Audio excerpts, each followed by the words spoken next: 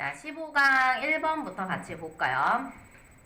자, 요 부분들은 이제 페이지 설정에 관련된 문제들인데, 자, 1번은 페이지 설정 대화 상자의 시트 탭에 대한 설명으로 옳은 것은, 자, 이 페이지 설정이 저희 요 메뉴 중에서 페이지 레이아웃이라는 탭 메뉴에 보면 페이지 설정이라는 영역이 있고, 요 페이지 설정이라는 영역 오른쪽 아래에 보면 이렇게 누를 수 있는 이제 화살표처럼 생긴 이런 메뉴가 조그맣게 나와져 있습니다. 자, 요 메뉴를 누르면 이런 페이지 설정이라는 창이 떠요.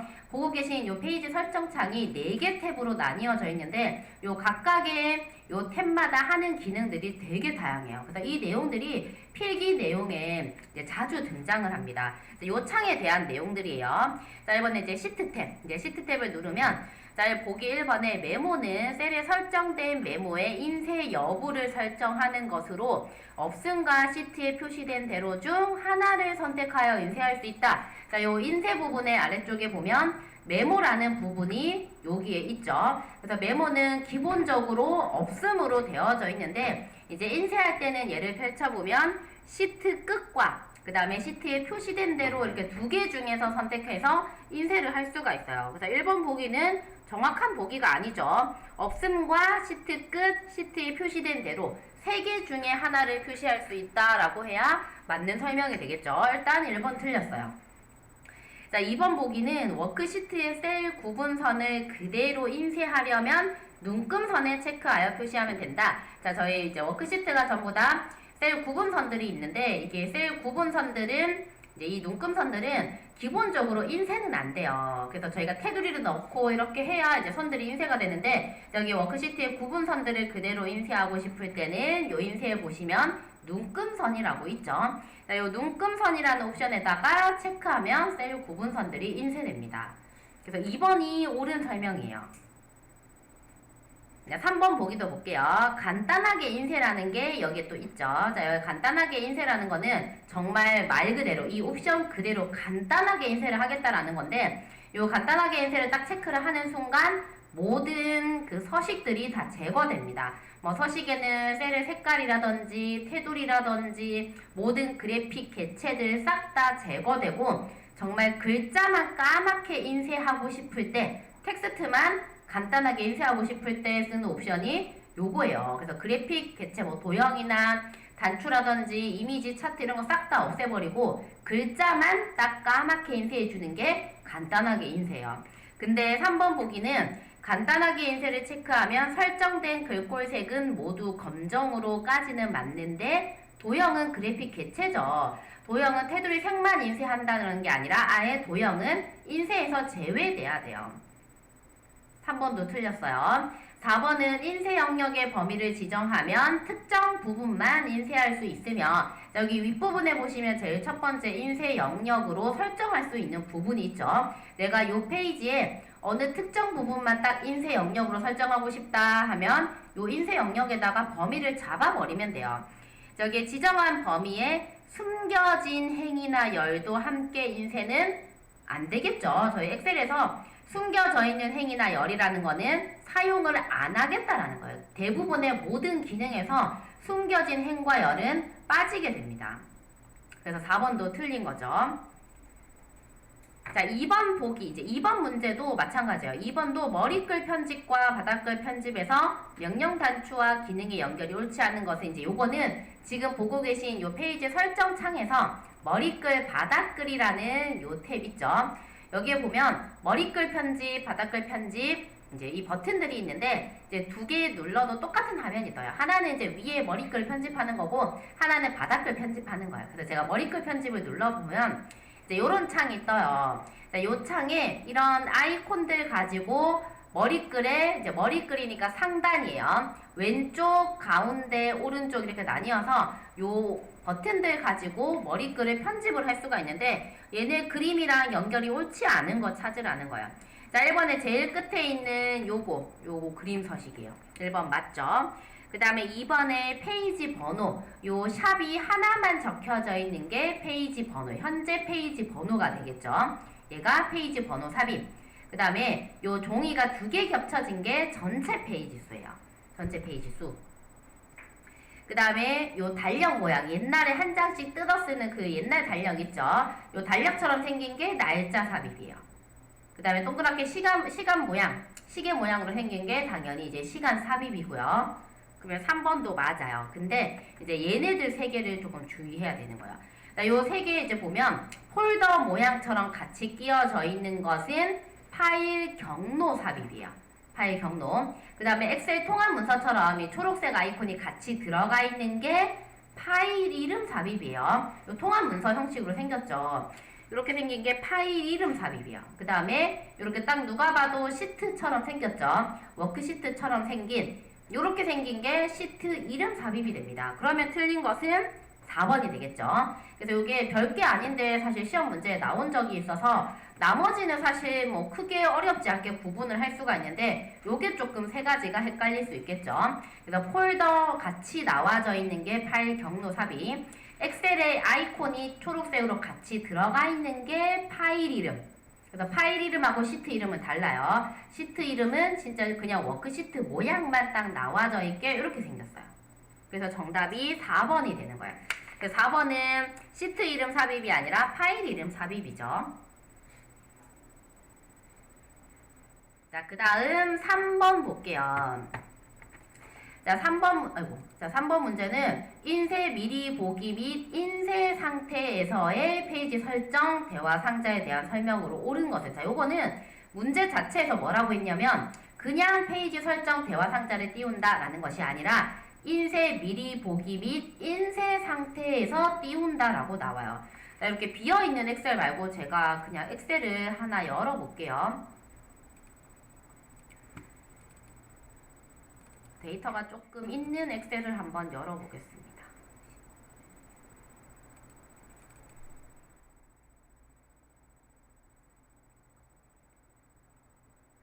자, 이런 데이터들이 이제 만들어져 있는 화면을 볼게요. 자, 이런 데이터들이 뭐 쭉 이렇게 길게 쓰여져 있어요.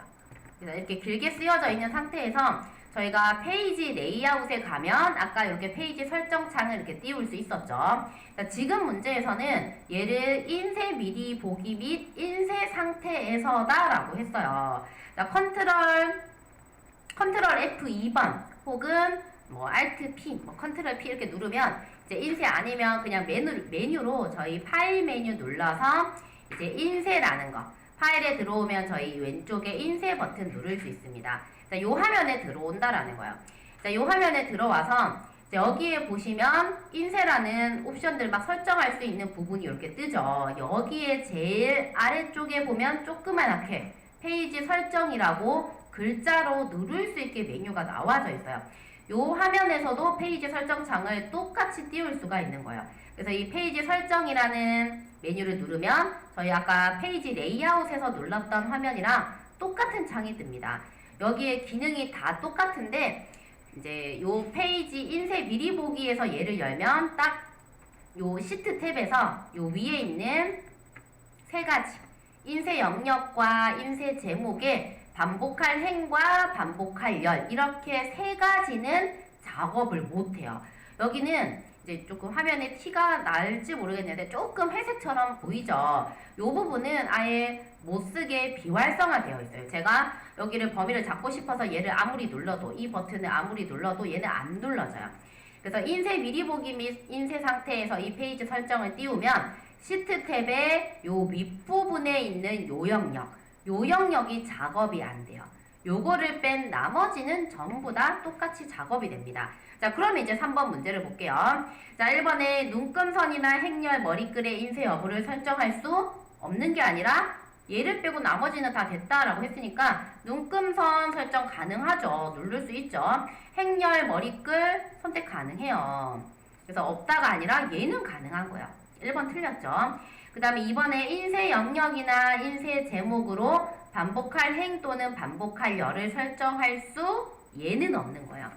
그래서 이제 여기 시트 탭에 딱 요 부분은 인쇄 미리 보기 및 인쇄 상태에서는 얘는 설정을 할 수 없고 나머지는 다 된다라는 거예요. 그래서 얘도 틀렸죠. 그 다음에 3번에 인쇄 배율을 수동으로 설정할 수 있고 배율은 워크시트 표준 크기의 10%에서 200%까지다. 이제 요거는 페이지 탭에서 요 배율 부분에 보면 여기 이제 확대 축소 배율 설정할 수 있는데 이제 얘가 수치가 10%에서 10%는 맞아요. 최소 10%에서 400%까지 가능해요. 그래서 200%까지 가능하다도 틀린 설명이죠. 최대는 400%까지 가능합니다. 그래서 요거는 이제 요 퍼센트 수치가 틀린 거예요. 그러면 이제 정답은 4번이 되는 거예요. 4번에 배율을 자동 맞춤으로 선택하고 요 밑에 바로 자동 맞춤 저희 옵션 여기 보이시죠? 자동 맞춤으로 선택하고 용지 높이와 너비를 1로 지정하는 경우에 여러 페이지가 한 페이지에 출력되도록 확대 축소 배율이 자동으로 조정된다. 그래서 이 자동 맞춤이라는 것 자체에 용지 너비와 높이가 이제 기본으로 1로 이렇게 설정이 되는데 너비와 높이가 1이다라는 것은 종이 한 장이라는 뜻이에요. 그래서 페이지가 막 여러 페이지에 인쇄되더라도 자동 맞춤에 체크한 다음에 용지 너비와 높이를 1로 지정한다라는 것은 한 페이지에 맞춰서 인쇄를 하겠다라는 뜻이 됩니다. 그래서 이 지문은 조금 자주 나오는 지문이에요. 자동 맞춤의 용지 너비와 높이가 1일 때. 그래서 정답은 4번이 됩니다.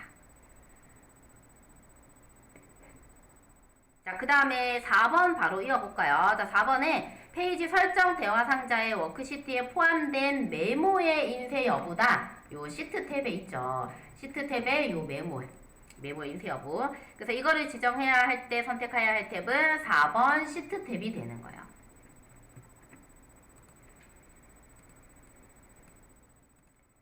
자, 그 다음 5번은 페이지 나누기 미리 보기 기능에 대한 설명으로 옳지 않은 것은 자, 이 페이지 나누기 미리 보기라는 거는 자, 요런 화면이 있어요. 자, 요 화면에서 보기라는 탭 메뉴가 있습니다. 자, 보기라는 탭 메뉴를 제가 눌러볼게요. 자, 누르니까 자, 여기에 저희는 항상 이렇게 보고 있는 이런 모드 자체가 기본 보기 모드로 보고 있는 거예요. 그래서 보기 탭에 와보면 이제 저희가 항상 보는 거는 기본이라는 것에 항상 체크가 되어져 있을 거예요. 자, 저희는 기본으로 보고 있는데 여기 바로 옆에 보면 페이지 나누기 미리 보기라는 것이 있어요. 요 메뉴를 누르면 어떻게 되냐면 실제로 나와져 있는 이 그 문서를 인쇄를 하려고 할 때 종이에 인쇄를 하겠죠. 현재 설정되어 있는 인쇄 설정에 따라서 종이에 인쇄할 때 어떻게 인쇄될지를 미리 페이지를 나누어 보는 기능인 거예요. 그래서 현재 이 내용을 인쇄를 하게 되면 요렇게까지 1페이지고 여기서 보면 이제 색이 점선으로 파란색으로 선이 하나 들어가면서 2페이지로 나뉘어져 있습니다. 요 선을 기준으로는 다음 이제 두 번째 페이지에 인쇄될 거다. 이런 걸 보여주는 게 페이지 나누기 미리 보기예요. 그래서 문제로 다시 돌아오면 자, 여기에 대한 설명으로 옳지 않은 것은 자, 1번에 수동으로 삽입한 페이지 나누기는 실선으로 표시되고 자동으로 추가된 페이지 나누기는 파선으로 표시된다 라고 나오는데 자, 지금 제가 아까 이 화면에 그냥 메뉴만 누르고 딱 들어왔는데 여기에 점선 혹은 파선 이 선이 하나 생성이 됐죠. 여기에 이렇게 보면 이렇게 얘가 생성이 됐어요. 얘는 자동으로 생긴 선이에요. 그래서 자동이 점선 혹은 파선인 거예요. 자동으로 생긴 선이 점선 혹은 파선입니다. 그리고 요 선을 수동으로 제가 어디에서부터 나누겠다라고 수동으로 삽입을 할 수가 있어요. 수동이 실선이 되는 거예요. 수동이 실선. 그래서 자동은 점선 혹은 파선, 수동이 실선이 됩니다.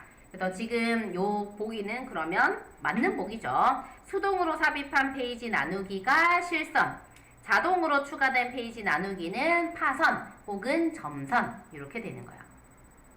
그래서 요게 서로 바뀌어져 있으면 은근히 헷갈려요. 그래서 실선과 파선 요 구분해 주시고 자, 그 다음에 이번에 자동 페이지 나누기 구분선을 이동하면 수동 페이지 나누기 바뀐다. 자, 지금 자동으로 이렇게 점선 혹은 파선이 들어가져 있는데 요거를 제가 손으로 한번 이제 건드려 볼게요. 자, 요 선을 제가 요 선에 마우스를 갖다 댔더니 약간 이렇게 크기 조절할 것처럼 마우스 모양이 포인터 모양이 바뀌게 되죠. 이때 제가 클릭해서 위로 쭉 잡아 당겼더니 점선으로 되어 있던 게 실선으로 바뀌어 버립니다.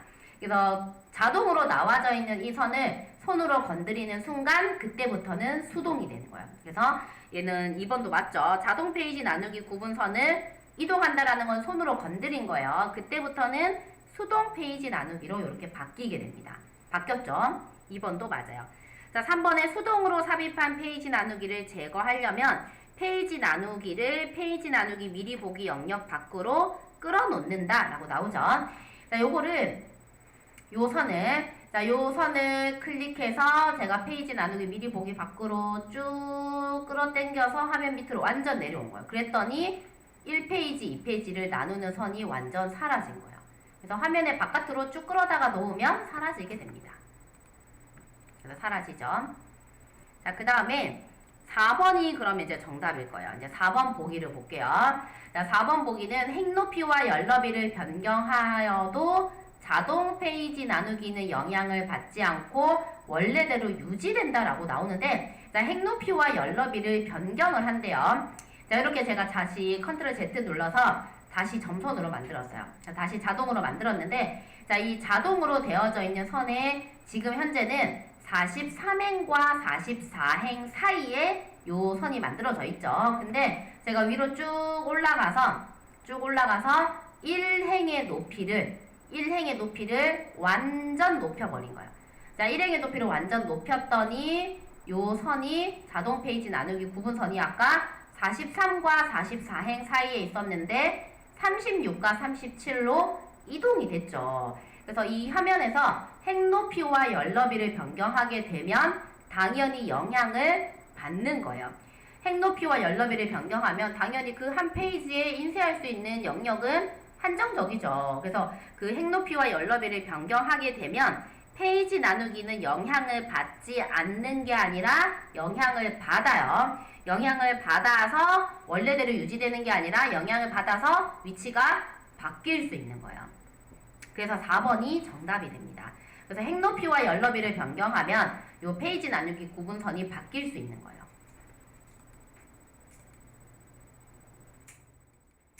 자, 그 다음 이제 16강 볼까요? 자, 16강에 요 정렬에 관련된 내용들, 이제 1번, 2번이 정렬에 관련된 건데, 이제 저희 부분합할 때 정렬이라는 걸 하죠. 정렬이라는 건 데이터를 일정한 기준으로 순서를 맞추는 거예요. 그래서 정렬에 대한 설명으로 옳은 것은, 자, 1번에 최대 24개 열을 기준으로 정렬할 수 있다. 자, 요거 지금 옳은 거 찾는 거죠. 자, 요 정렬의 기준은 최대 64개까지 가능해요. 24개가 아니라 정렬의 기준은 최대 64개까지 가능하다라는 거.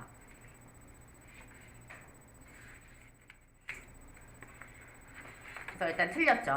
그래서 정렬 기준은 최대 64개까지. 자, 그 다음에 2번에 글꼴색을 기준으로 정렬할 수 있다. 자, 요 글꼴색 저희 정렬할 때 요 정렬 대화 상자 제가 띄워 볼게요.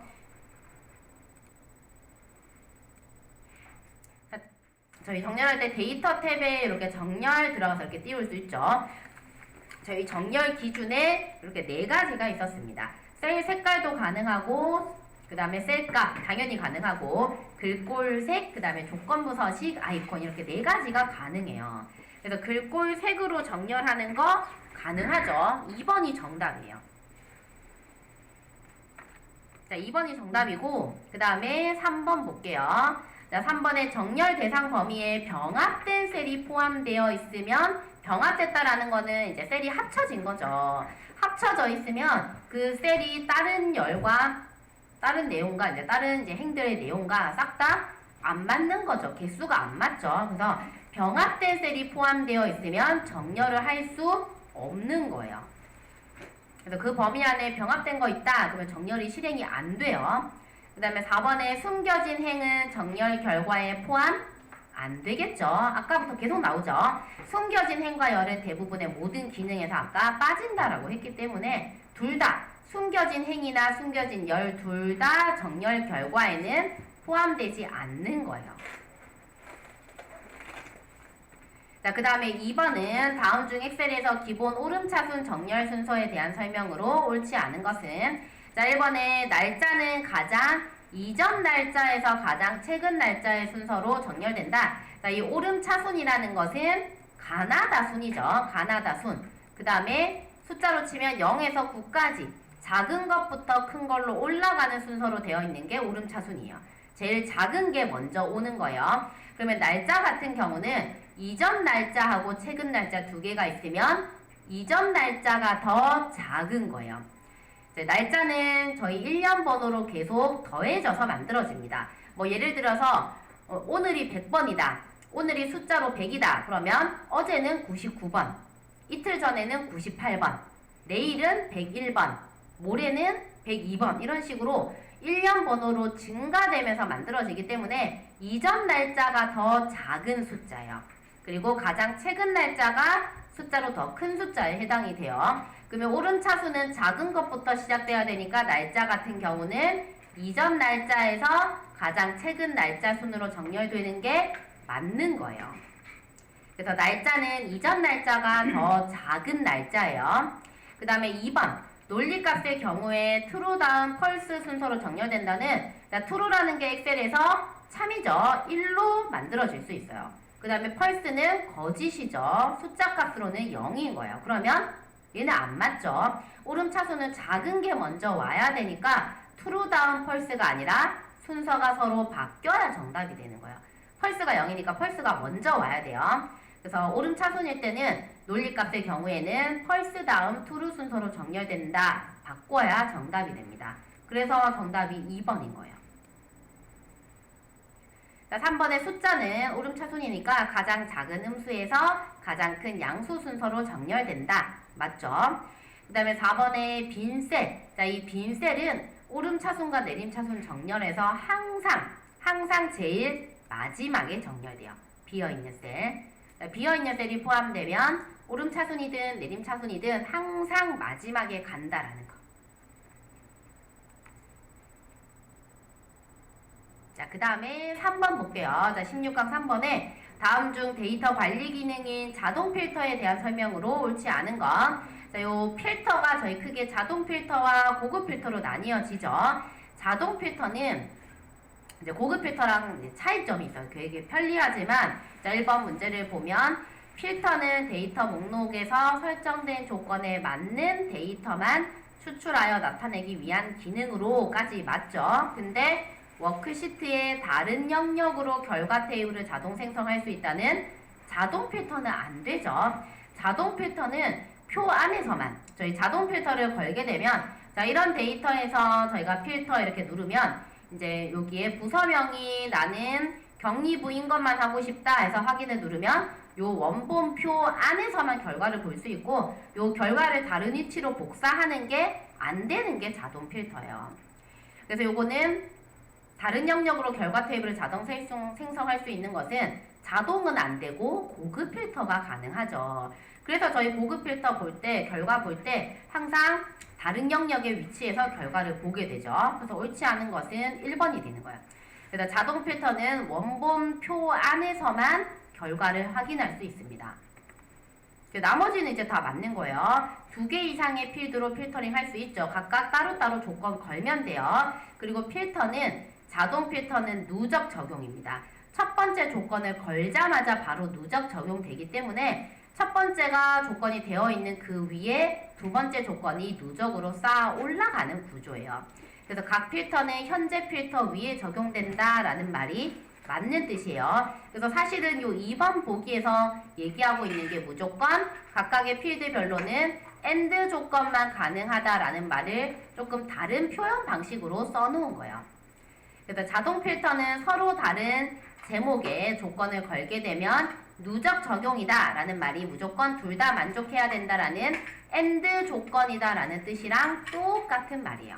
똑같은 말. 그 다음에 3번에 필터는 필요한 데이터 추출을 위해 조건을 만족하지 않는 데이터를 잠시 숨기는 게 맞죠. 잠시 숨기는 거예요. 그래서 잠시 숨기는 것이므로 목록 자체의 내용은 변경되지 않습니다. 이제 잠시 숨겨뒀다가 나중에 필터 해제하면 목록은 다시 그대로 되살아납니다. 그리고 자동 필터 사용하여 추출한 데이터는 행 단위로. 그래서 맞으면 그 행이 보이고 맞지 않으면 그 행이 숨겨지기 때문에 레코드 혹은 행 단위로 표시된다도 맞는 설명이에요. 자, 그러면 이제 4번은 자동 필터가 설정된 표에서 사용자 지정 필터를 사용하여 검색이 불가능한 조건은 자 1번이 성별이 남자이다.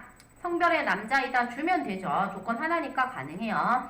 자 2번에 성별이 남자이고니까 and죠. 주소가 서울이다. 성별에 하나 주소에 하나 넣었는데 이고라는 and 조건으로 잘 이어졌으니까 2번은 표현 가능해요. 자동 필터인데 and로 잘 만들어져 있기 때문에 2번 가능합니다. 자 근데 3번 나이가 20세 이하이거나로 이어져요. 이거나는 OR 조건이죠. 근데 60세 이상이다 라는 거는 나이라는 제목 하나에 두 가지 조건을 건 거예요. 이때는 자동 필터더라도 유일하게 OR 조건이 가능하다라는 거예요. 그래서 똑같은 제목, 나이라는 똑같은 제목 안에 두 가지 조건을 줄 때는 OR 조건이 가능해요. 그래서 3번도 가능해요. 근데 4번 주소가 서울이거나니까 OR이죠. 근데 직업이 학생이다. 주소라는 제목에 하나, 직업이라는 제목 하나 서로 다른 제목의 조건을 걸었는데 이거나 OR은 얘는 안 되는 거예요. 요거는 자동 필터로 설정할 수 없는 조건이죠. 그래서 4번의 정답은 4번이 됩니다. 자, 그 다음에 5번에 다음 중 분석을 쉽게 하기 위해 수행하는 정렬 기능에 대한 설명으로 옳은 것은 자, 1번에 정렬 조건을 최대 3개가 아니라 아까 1번 문제에서 풀었었죠. 64개까지. 정렬 조건은 최대 64개까지 가능해요. 자, 이번에 정렬 옵션으로 정렬의 방향을 왼쪽에서 오른쪽으로 지정할 수 있다. 자, 저희 정렬 옵션이 있죠. 여기에 정렬이라는 거 누르게 되면 여기에 옵션 단축. 여기에 방향을 위쪽에서 아래쪽, 왼쪽에서 오른쪽 설정할 수 있죠. 제가 지금은 필터를 걸어놔서 얘가 선택이 안 되는데 제가 해제를 해볼게요. 자, 우서명에 필터를 싹 다 해제해버리고 이렇게 정렬 눌렀을 때 옵션 누르면 얘가 필터까지 다 없애볼게요. 자, 이렇게 누르면 여기에서 방향을 설정할 수 있습니다. 왼쪽에서 오른쪽, 그 다음에 위쪽에서 아래쪽. 기본은 항상 위쪽에서 아래쪽이에요. 근데 이제 왼쪽에서 오른쪽으로 수정 가능하죠. 그래서 정답은 이제 옳은 거 고르는 거니까 2번이 정답이에요. 그리고 3번은 뭐 말도 안 되죠. 자, 3번에 이런 정렬은 없어요. 자, 3번에 색상별 정렬에서 오름차순이라는 것은 흰색에서 검정색 순으로 정렬된다는 저희 색깔에 뭐 크기가 있지는 않아요. 뭐 흰색이 더 작고 검은색이 더 크고 이런 크기는 없습니다. 만약에 색깔도 이제 한다라고 치면 뭐 이런 색깔이 들어가 있다라고 치면 자, 정렬에 들어왔을 때 여기에 셀 색으로 친다라고 하면 여기에 있는 어떤 색깔을 여기 있는 정렬의 기준을 부서명으로 해볼게요. 저기에 셀 색깔 노란색으로 지정했을 때 이 색깔은 여기 위에 표시할 건지 아래쪽에 표시할 건지만 설정할 수 있지 어떤 색이 더 작으니까 먼저 오고 어떤 색이 더 크니까 뒤에 오고 이런 거는 없어요. 그래서 색깔이나 이제 글꼴색도 마찬가지 그 다음에 조건부 서식 아이콘도 마찬가지 위에 표시인지 아래쪽에 표시인지만 선택할 수 있어요. 그래서 3번 보기는 뭐 말도 안 되죠. 자, 4번의 사용자 지정 정렬 순서는 첫 번째 기준에만 적용할 수 있다도 틀린 거예요. 자, 저희 정렬할 때 여기에 정렬 기준 뭐 선택하고 그 다음에 정렬의 오름차순, 내림차순, 사용자 지정 목록 선택할 수 있는데 첫 번째에도 선택하면 이렇게 바로 뜨고 그 다음에 기준 추가 여러 개 했을 때 다른 데에도 사용자 지정 목록은 다 선택할 수 있어요. 첫 번째에만 선택할 수 있다라는 것은 틀린 설명이 되는 거예요. 자, 그 다음 17강 볼까요? 이제 고급 필터 부분인데 자, 1번에 고급 필터 기능에 대한 설명으로 틀린 거. 자, 1번에 고급 필터는 수식이 포함된 논리식을 이용하여 레코드를 검색한다. 이제 수식도 포함될 수 있고 논리식 들어갈 수 있죠. 그 다음에 2번에 고급 필터는 동일 시트 내에 필터 조건을 별도로 만들게 됩니다. 그래서 어느 영역의 조건을 작성하라고 지문에도 나오게 되죠. 그래서 필터 조건을 별도로 지정하여 조건에 맞는 레코드를 검색할 수 있어요. 조건에 맞는 거. 그 다음에 3번에 필터한 행을 다른 위치로 복사할 때 포함할 열을 지정할 수 있다라는 거는 저희 고급 필터 문제 중에서 이제 결과에 내가 보고 싶은 행만, 보고 싶은 그 제목만 보고 싶은 제목만 별도로 복사해서 붙여넣는 유형이 있죠. 그거를 얘기하는 거예요.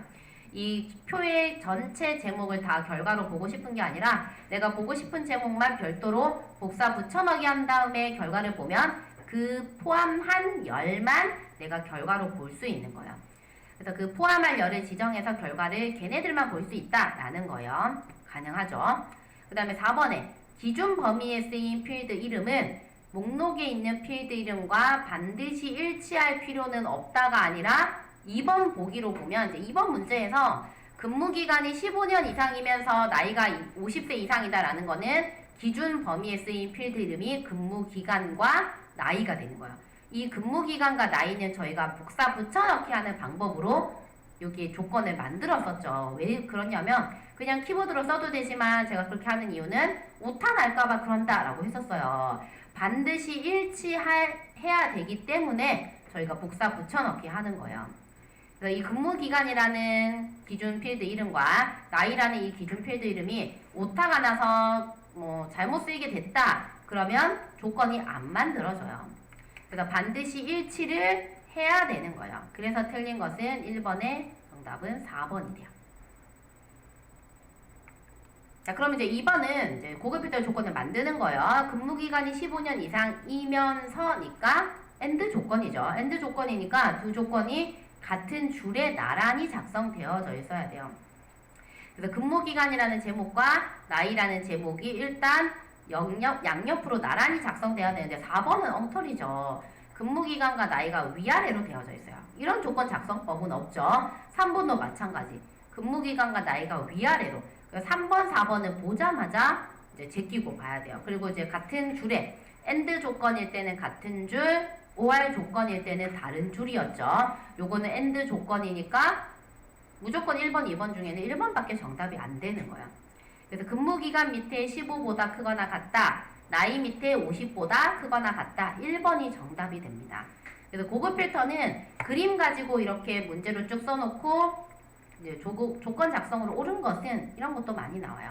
아니면 이제 반대로 이제 얘만 주면서 문제를 만들어내는 거라든지. 자, 3번은 텍스트 나누기 기능에 대한 설명으로 옳지 않은 것은 자, 이 텍스트 나누기는 엑셀에 이제 하나의 열 안에 들어가 있는 뭐 구분 기호라든지 아니면 열 너비가 똑같다라든지 이제 그런 내용들을 각각의 셀로 구분해서 나누어 주는 거죠. 그래서 옳지 않은 것은 자, 1번에 영역을 선택한 후에 데이터 탭에 데이터 도구 그룹에 텍스트 나누기를 클릭하면 이제 클릭하게 되면 텍스트 마법사 대화 상자가 뜨게 됩니다. 그래서 저희 1단계부터 3단계까지 3개 단계를 거치게 돼요. 그리고 2번은 데이터 미리 보기에서 나누어진 열을 선택하여 드래그해서 열의 순서를 변경할 수 있다는 데이터 미리 보기에는 열의 순서를 이제 말 그대로 미리 보는 부분이지 여기에서 클릭해서 드래그해서 열의 순서를 변경할 수는 없어요. 여기는 아예 드래그 자체가 안 돼요. 그래서 데이터 미리 보기는 말 그대로 미리 보기이지 여기가 편집되는 것은 아니에요. 그래서 옳지 않는 것은 2번이 됩니다. 3번 보기에 각 열을 선택하여 데이터 서식을 지정할 수 있다. 자, 요 1단계가 저희 그 구분 기호나 아니면 너비가 일정하면 선택하게 되고 2단계에서 구분 기호를 선택하거나 이제 너비를 어디에서 나눌지 열 구분선을 지정하게 되고 3단계에서 요 작업을 할 수 있어요. 3단계가 데이터 서식을 지정하거나 혹은 저희는 이제 제외할 열을 3단계에서 선택할 수 있습니다. 가능하죠. 그리고 4번은 첫 번째 단계에서 하는 거예요. 텍스트 마법사 1단계에서 일정한 열 너비 또는 구분 기호로 구분해서 데이터 나눌 수 있어요.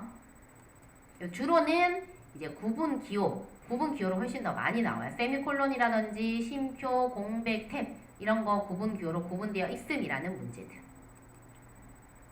자, 그 다음에 4번은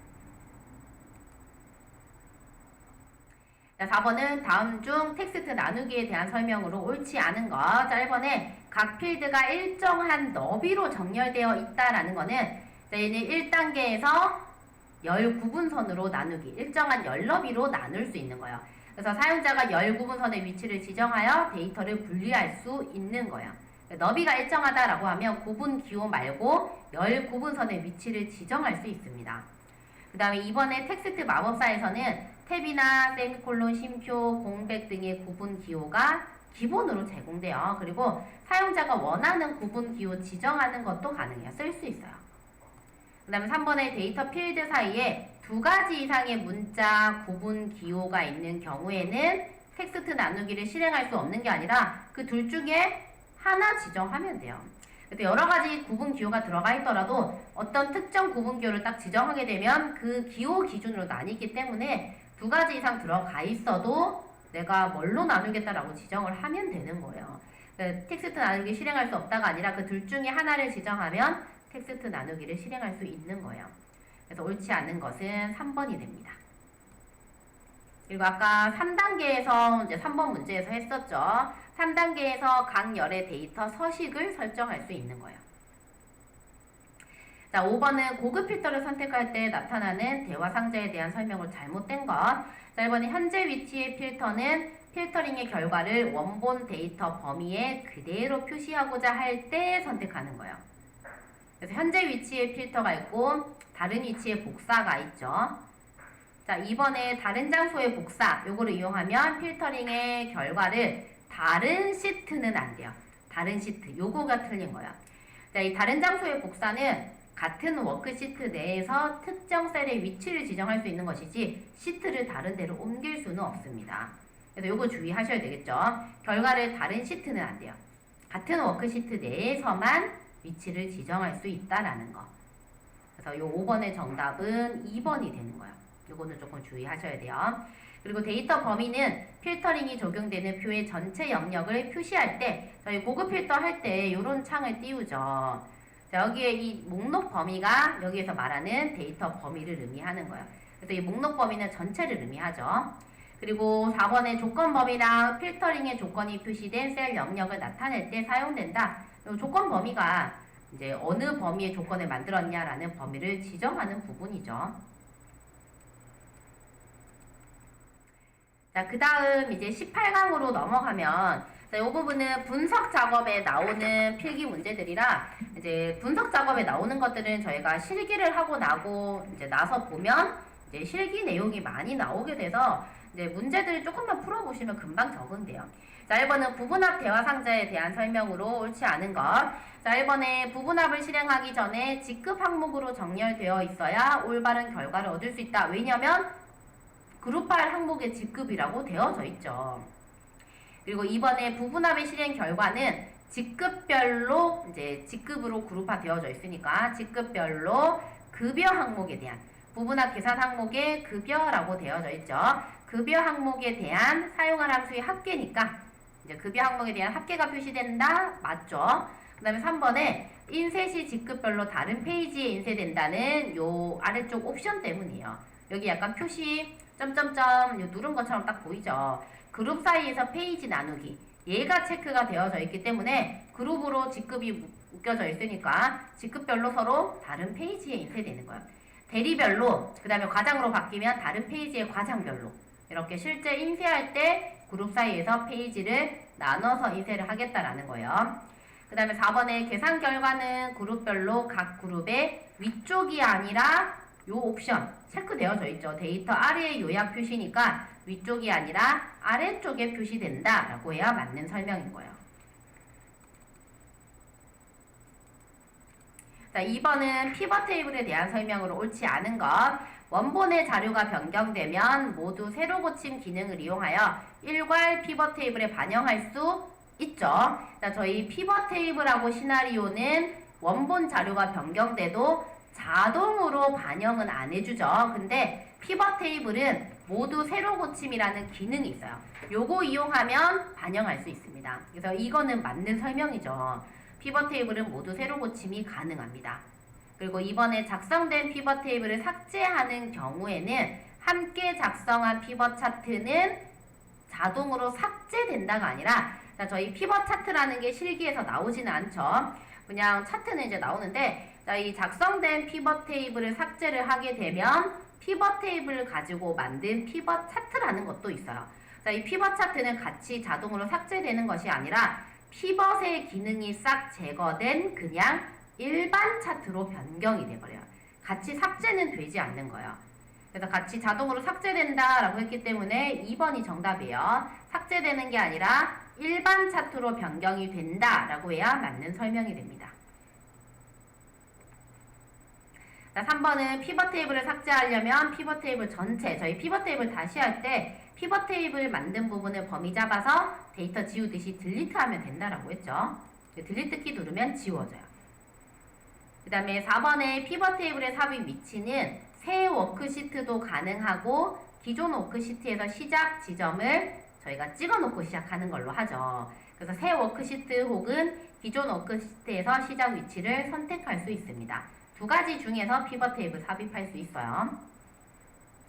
그래서 2번의 정답은 2번이 되고, 3번은 부분합을 실행해 놓은 결과 화면을 보여주고 있어요. 이제 옳지 않은 것은 1번의 부분합 대화 상자에서 그룹할 항목을 소속으로 설정했다. 소속 밑에 지금 교통행정과 그룹 묶여서 보여지고 있죠. 밑에는 보건사업과 사회복지과도 있는데 여기에 보면 접혀져 있어요. 윤곽에 보면 이제 플러스로 여기가 접혀져 있죠. 접혀져 있어서 안 보이지만 소속의 아래쪽에 부분합의 결과가 나오고 있으니까 부분합에서 이제 그룹할 항목을 소속으로 지정했다라는 것을 저희는 알 수 있는 거예요.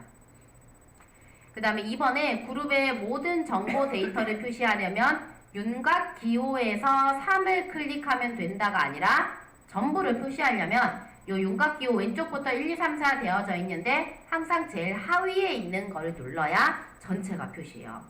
그래서 3이 아니라 4를 클릭하면 된다라고 해야 맞는 설명이 되는 거예요. 그래서 옳지 않은 것은 2번이 돼요. 그리고 3번 보기는 부분합 실행 시 데이터 아래의 요약 표시를 해제를 하면 당연히 이제 해제했으니까 위에 표시되는 거예요. 맞죠? 4번의 부분합 계산 항목으로 선택된 항목에는 서브 토탈 함수가 자동으로 입력되어 최대값과 평균이 계산되었다. 지금 화면에 보면 최대값, 평균 이렇게 두 가지가 계산이 되어져 있는데 이 부분합을 딱 실행을 하게 되면 서브 토탈이라는 함수가 부분합을 계산해주는 전용 함수예요. 그래서 이 서브 토탈 함수가 딱 실행이 돼서 평균과 최대값을 계산을 해주게 됩니다. 그래서 4번도 맞는 보기예요. 그래서 부분합을 실행하면 서브 토탈 함수가 호출돼서 자동으로 부분합을 계산을 해준다라는 거.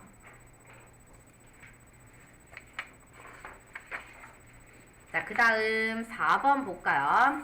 자, 피벗 테이블 보고서에 대한 설명으로 옳지 않은 것은 자, 1번에 피벗 테이블 보고서를 작성한 후에 사용자가 새로운 수식을 추가하여 표시할 수 있다. 자, 저희가 이제 이런 거 실기에 해보지는 않았지만 피벗 테이블 다 작성한 후에 이제 없는 필드를 계산 필드로 추가해서 만드는 기능이 있어요.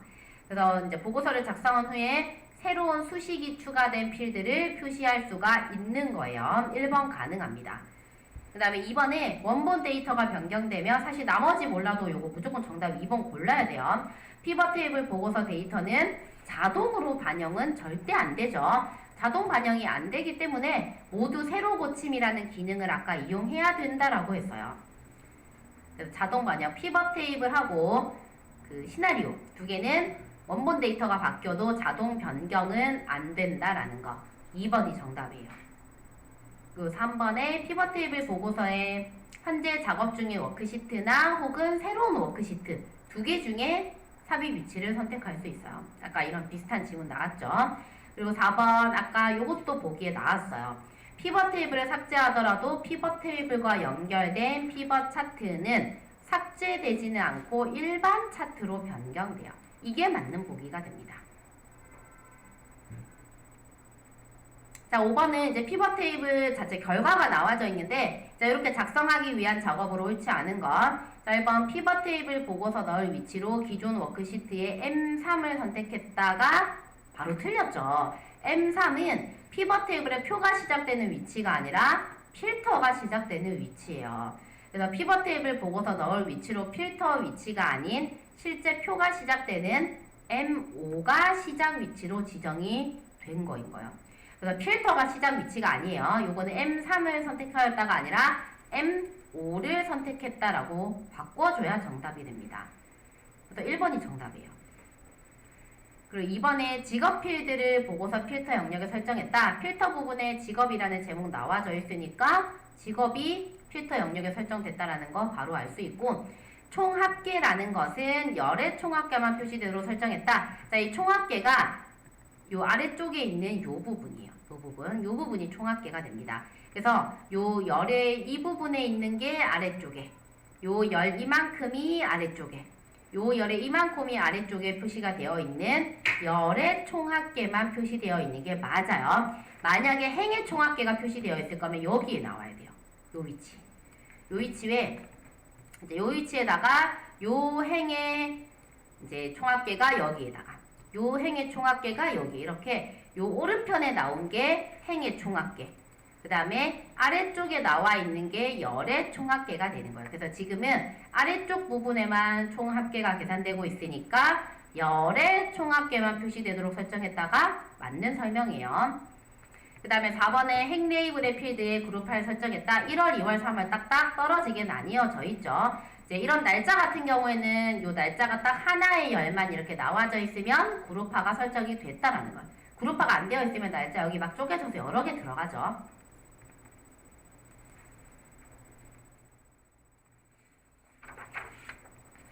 자, 그 다음에 19강 볼까요? 자, 19강 나머지 이제 분석 작업들인데, 자, 1번은 시나리오 요약 보고서 결과가 나와져 있고, 자, 요거에 대한 설명으로 옳지 않은 것은, 자, 1번에 노트북 프린터 스캐너 값의 변화, 변경세를 세개되어져 있죠. 그리고 따른 평균 값을 확인할 수 있다. 결과는 평균을 확인하고 싶다라고 나와져 있으니까, 변경셀과 결과셀만 봐도 1번 보기는 바로 확인이 됩니다. 맞죠? 2번에 경기 호황과 경기 불황, 딱 요 시나리오 자리에 경기 호황 하나, 경기 불황 하나 딱 나와져 있죠. 자, 요 시나리오에 대한 시나리오 요약 보고서다 라는 것도 그림 보면 바로 알 수 있어요. 그 다음에 3번에 시나리오 값을 변경하면 해당 변경 내용이 기존 요약 보고서에 자동으로 다시 계산은 절대 안 된다 라고 했죠.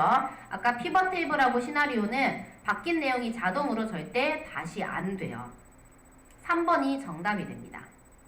그리고 4번은 시나리오 요약 보고서를 실행하기 전에 변경셀과 결과셀에 대해 이름을 정의했다는, 여기 보면 알 수 있죠. 변경셀, 결과셀에 요 셀 주소값이 아닌 이런 이름이 적혀져 있다라는 것 자체가 이름이 벌써 정의됐다라는 뜻이 되는 거예요.